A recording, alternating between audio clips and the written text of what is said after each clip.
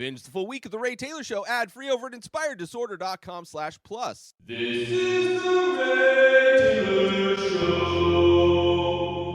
The Munsters, a new movie hitting Netflix right now, written and directed by none other than Rob Zombie. This is the first Rob Zombie film to step out of the horror genre, but not too far out of the horror genre. This is a comedy family movie with horror elements to it. Of course, The Munsters, a TV show from the 80s, 70s? I don't know exactly when the show took place. A show that I loved watching growing up. It's one of those shows where it would have reruns of The Munsters along with like Dennis the Menace and Gilligan's Island and things. Those days where you'd stay home sick from school and you only had a few channels on the TV and reruns of The Munsters would play. I recently, probably about a year ago, I rewatched all of Rob Zombie's films to rank them. So if you want to see that, go ahead and search top 5 Rob Zombie films, Ray Taylor Show. And he has a very similar aesthetic, similar vibe to all of his movies. Very dark, very weathered. Like his characters are all very weathered, kind of very scary. He always tries to make you sympathize with some of the most disgusting characters you could imagine. Whether it's from his House of a Thousand Corpse movies, which there's like a trilogy of those films, or even the remake of Halloween, where he tries to make Michael Myers a sympathetic character. Sometimes he's able to do it, sometimes he doesn't. Some of his movies are definitely better than others. He definitely feels like a horror director that I would love to see him do a Western. The aesthetic of his is very Western-like, very weathered, sun-weathered, beaten down, dirty, dusty. And I think even the characters, even the actors themselves look like they've been weathered by the sun. And I would love to see him do a Western horror movie or just a Western film. I think his aesthetic would lend itself really great to that genre. This movie, however, after seeing the trailer, had a very low expectation. Not that, I mean, my expectation for Rob Zombie in general is fairly low. I'm fairly measured when it comes to approaching a Rob Zombie film because I know kind of the issues that he has with storytelling. Definitely usually dark subject matter, very despicable type of characters, but also, maybe not the best writing, maybe not the best storyteller out there, but still, he does what he does very well. And because this steps out of his typical vibe, his typical genre, his typical mood, I had an even lower expectation. The trailer looked horrible, but at the same time, it is a remake, a reboot of a TV show that had a very goofy, cheesy sensibility to it, where it's like you have a Frankenstein's monster type of character who's just a normal, it's like a sitcom, but with horror kind of archetypes as the characters, living in a normal world. The show had 2 younger people living with them. I think they had a son, and then their cousin. Their cousin was a normal person, and that dynamic, I think, helped. But this movie, despite having a very low bar, despite not thinking this was going to be good, I still watched it because I'm a completist, and I've seen all of his other movies, and out of curiosity, more than anything, I decided to watch this movie. And it's also Halloween. It fits in with the month of horror movies that I want to do. Not that this is a horror movie, but it is, it has horror elements to it. All the elements are based on horror film, classic horror characters, Dracula, Frankenstein, Frankenstein's wife, Bride of Frankenstein, I guess, mad scientists, all that. So it fit in with what I'm doing this month. And despite the low bar, despite having low expectations, I was pleasantly surprised with this movie. The trailer had no hopes, was at no point thinking like, well, maybe. Like, I had no part of me was expecting this to be. I was expecting to watch this movie in order to accurately talk shit about it, right? Like, I hate people that talk shit about movies that they've never seen or they've only seen part of, right? Like, if I'm going to talk shit about a movie, I'm probably going to take more notes on that movie than a movie that I enjoy, because I want to be detailed in my shit talking. I want to be educated on the things about the movie that I truly didn't like. And this movie, even though it's not a perfect movie, it's got problems, which I'll talk about the problems. But overall, I thought it was fun. I enjoyed the actors. It still has that Rob Zombie kind of weathered look, but the lighting, definitely the most colorful Rob Zombie movie. It's got a lot of neon lights, a lot of black lights, which at some point seems like too much, but it kind of fits the aesthetic. It's got like this, definitely has this like late 70s, early 80s kind of comedy vibe to it, which the first one does, as the show did as well. It really feels like the shows that would come on as a child after Saturday morning cartoons were over. The programming would turn into more children's programming, but still live action instead of animated. And there were shows like, Bill Nye the Science Guy, but there was one show that this movie really made me remember, a show that I had to look up the name because I forgot the name. But the show that this movie reminded me of in so many ways, the cheesiness of it, the lighting of it, the camera, the sets, the visuals of this, every aspect of this movie really had Beakman World vibes to it, which was an early 90s show. It's a science show, but like kind of like a mad scientist guy, had the kind of black light neon lighting aesthetic, a lot of Dutch angles, a lot of zooming in, a lot of like wacky kind of like really like very cheesy, very much geared towards kids humor. That's what this movie, and I could see kids who are into that aesthetic, right? Are into like more of a darker aesthetic, like, not bright and shiny, like kids that are into horror stuff. I could see falling in love with this movie. I think this movie is going to find an audience, even though it was horribly rated on Rotten Tomatoes. Not surprising. I don't even know if the fan score. I would imagine the fan score is probably not that great either, just because Rob Zombie fans probably going into it expecting more of a Rob Zombie type movie. Fans of the Munsters probably going into it expecting, it's the Munsters was a movie where the fans of that show are in their 40s or 50s now. So this isn't really a movie for people in their 40s or their 50s, right? This isn't a movie for me. I can still appreciate this movie for it being a family, clearly made for family, made for kids. I don't know how kids would, but it feels like it was made for kids. It feels like it was made for kids of my generation.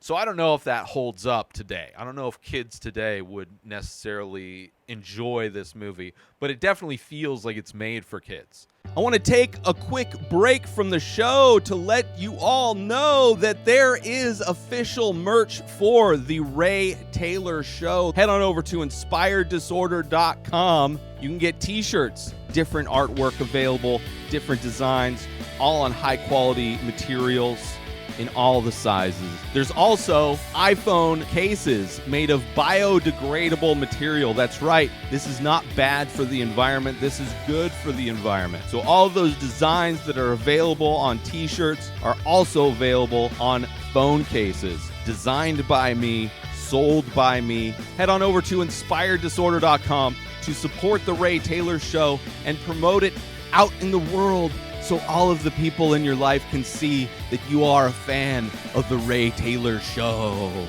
Now, let's get back to that very show right now. And because I think it's a success. Now, there's problems with it, you know? There's problems. The story is basically kind of the prequel to the TV show. This shows how Eddie Munster, is it Eddie Munster? Herman Munster meets Lily, his wife.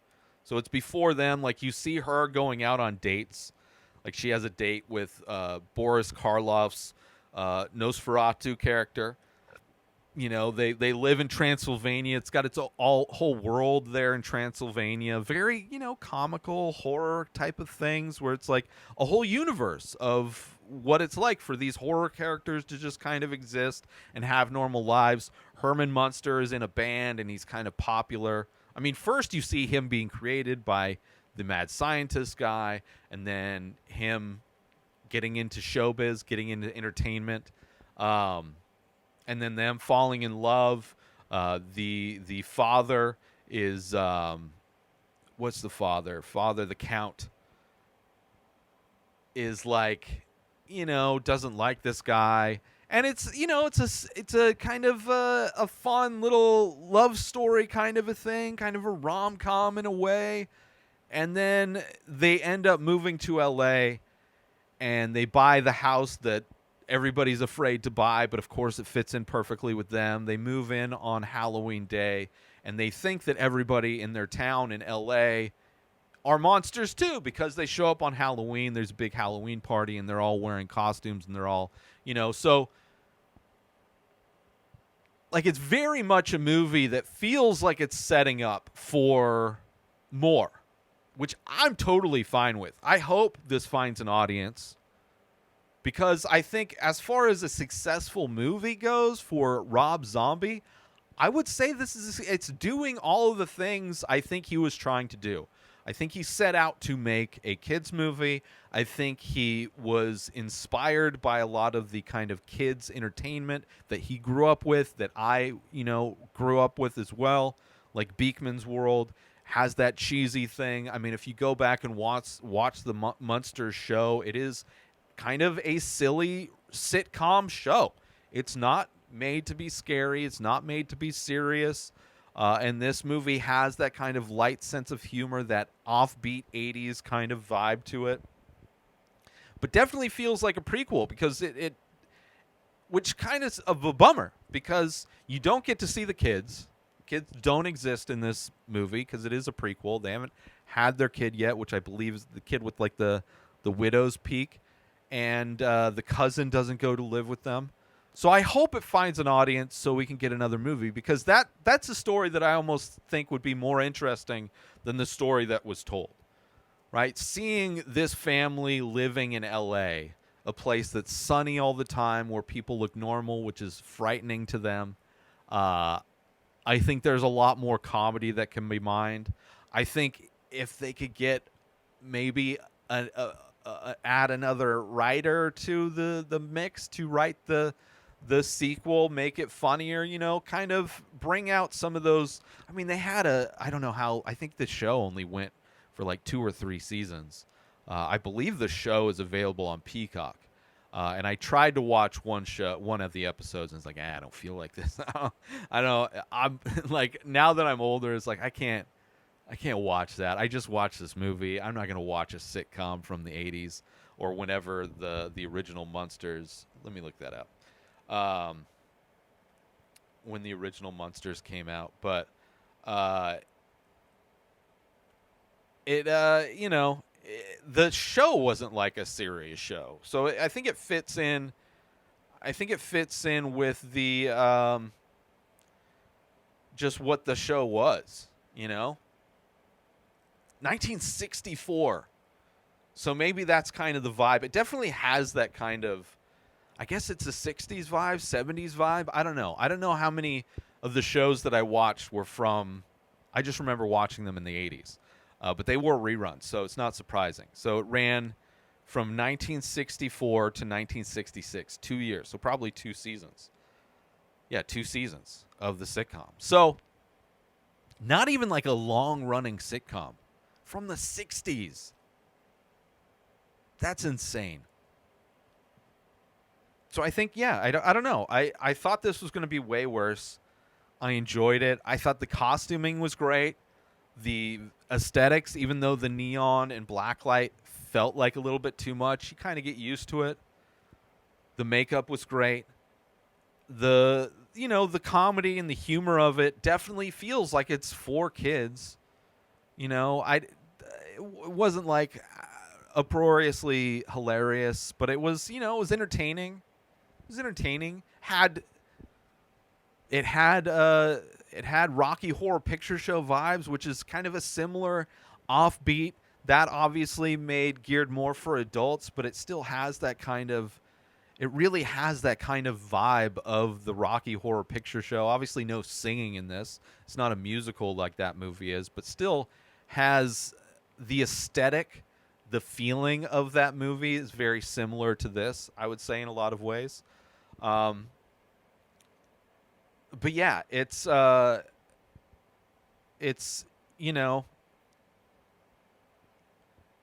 it definitely feels, and the end is like, obviously spoilers or whatever. They move to LA, and it's like they move to LA. It's a big mistake because normal people freak them out. And Herman goes to get a job, right? He's like, I got to get a job so we can pay to live here. Because he sold away his home in Transylvania. Wants to get into the entertainment industry. Move to LA. And going to get a job, sees all the normal people in his neighborhood, freaking him out. And of course, it's like, the perfect sitcom neighborhood from the 60s. And it just kind of effortlessly, like their brother-in-law who's a werewolf comes by and like won big in Vegas, so they're rich, so he doesn't have to get a job. Like it ends with that, which I don't know. It just, it's a kids movie, so whatever. Let's take a little break from the show to promote. I have Inspired Disorder Plus. Would you feel good about donating $5 a month to an artist that you want to support? $5 a month is not much, less than a price of a cup of coffee at Starbucks. A lot of people would probably say, yeah, Inspired Disorder Plus, people can go, and for $5 a month or $50 for the year, you get access to all of the old podcasts that I've ever done, like 10 different podcasts, hundreds of podcast episodes. You also get access to like special deals. So if you do want to collect my artwork, you get discounts on stuff. Watch this show, binge the full week ad-free for $5 a month. Like, you get benefits for the $5 a month or $50 a year. So it's not like you're just donating $5. There's something, you get something for that. Would you feel good about donating $5 a month to an artist that you want to support? A lot of people would probably say, yeah. Head on over to inspireddisorder.com/plus and become an Inspired Disorder Plus member today. And now let's get back to the show. But it's like, it really felt like once they moved to LA, that's where all the interesting stuff was going to happen. Like seeing everything in Transylvania, seeing the world that Rob Zombie built of, this kind of horror character world where everybody is kind of like this weird, kind of fun, everything's geared towards like horror themed, nightclubs and street vendors and all of these things, which is cool. I like that. But it really felt like it would be interesting. That fish out of the water stuff would have made it just another layer that would have made it so much more interesting. Which that's how this movie ends. Which that's why I would appreciate a sequel to this, because that's where the sequel to this movie, I think, would be levels better, because you're also going to get that fish out of water stuff that you didn't get in this movie. You got just got a taste of it, right? Just a very small taste at the very end of this movie, where they realize that everybody else is normal and they're right. So the sequel, they'd probably have their kid by then. Their cousin would come to live with them, and they'd have to be integrated into that life. And that's where it would be funny. I think that's where there could be a lot more humor. But I liked it. I was surprised. I really enjoyed this movie. I really did. It's crazy. I would say, I don't know. I didn't revisit what my top 5 Rob Zombie films are. But it's definitely not his worst movie. I would say this is probably mid-tier Rob Zombie. Maybe even, I think he's definitely more well suited for like House of a Thousand Corpses, Devil's Rejects. But this might come, I think this might be better than the third film of that franchise. Better than 31. 31 was kind of interesting as well. And then there was one that was like set in like Seattle with like a record. That one was not good.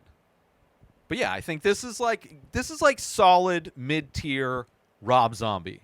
And I think if they did a sequel, which it seems like it's set up for a sequel, if they did a sequel, I think it would be even better. I think the sequel, because everything's set up, like this movie does all this setup, and then the next movie, all they have to do is fish out of water, funny comedic stuff, maybe cast some comedians to play the normal people that interact with this family, get some legit stand-up comics who can be funny, some people that are good with improv, whatever. Maybe add a few of them to the writing staff. I think that movie, then the next movie in this franchise, if they do another one, could end up being the best Rob Zombie film. And that's saying something. I think it's surprisingly a good step for Rob Zombie. Just because his aesthetic is so new. Like, you don't see that kind of weathered type and grizzled aesthetic brought to kids stuff. Right? Guillermo del Toro kind of has that, but he doesn't really do kids stuff. Maybe a little bit too creepy, but also a little bit too clean. Like, there is a dusty, dirty, weathered vibe, look that Rob Zombie brings to his stuff that I don't think anybody else does. And I don't know. I surprised by this movie. Obviously, it's not amazing. This is going to make my top 10 list of the year. This is not, but way surprised that I enjoyed it. I had a good time watching it. And even more surprised that I'm looking forward to his sequel. I think the sequel will be even better. But anyway, those are my thoughts on The Munsters, the new movie out now on Netflix by Rob Zombie, written and directed by Rob Zombie. Did he write? Was there any other writers for The Munsters? No, just written by him. So I think if he, for a sequel, bring a comic in, get somebody to help punch up the script, cast some comics that would, I'm sure, love to work with Rob Zombie. So many comedians you could bring in. I think he's directed for Tom Papa. Bring Tom Papa and Bill Burr. There's tons of comedians that would work perfectly as like the normal people playing off of these characters. Anyway, The Munsters, check it out. If you're hesitant, you might not like it, but I was surprised. I had very low expectations. But if you liked Beekman's World growing up, if you enjoy Rob Zombie movies, and you know that you're going in watching a family movie directed by Rob Zombie, you might like it, right? Like, not a lot of people like Rob Zombie. It's interesting. I enjoyed it. I was surprised. Anyway, check it out. New episodes of The Ray Taylor Show come out every single day. Subscribe on YouTube and everywhere our podcasts are found. Binge the full week over at inspireddisorder.com/plus. Buy Ray Taylor Show merch over at inspireddisorder.com. And follow the show on Instagram at Ray Taylor Show. Have a wonderful day, everybody. Peace out. What? Today is the day where you wake up and you realize that everything that you've been dreaming about, everything that you've been wanting, every goal and wish and hope that you've ever had can become real. Dreams can come true. What you manifest in your mind, you can bring to reality.